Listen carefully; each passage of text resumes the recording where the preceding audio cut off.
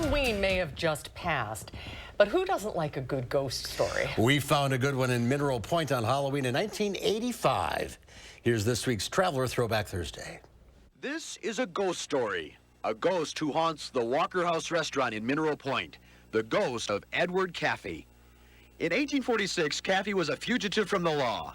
He shot a man and hid from the authorities in a back room of the Walker House. But the law caught up with him.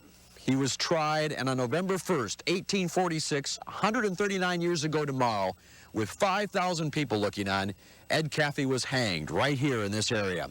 The people of Mineral Point thought they were done with Ed Caffey. Or were they? Caffey wasn't heard from for over a century. But in the 1960s and 70s, according to those who work here, Ed Caffey returned.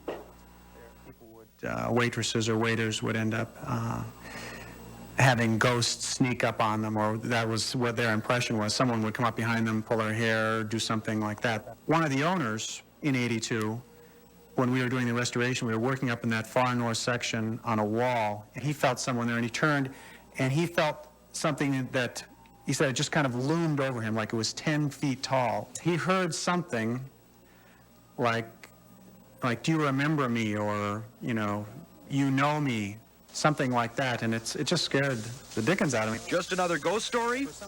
Michael Norman and Beth Scott have spent the last 9 years chronicling ghost stories from around the Midwest.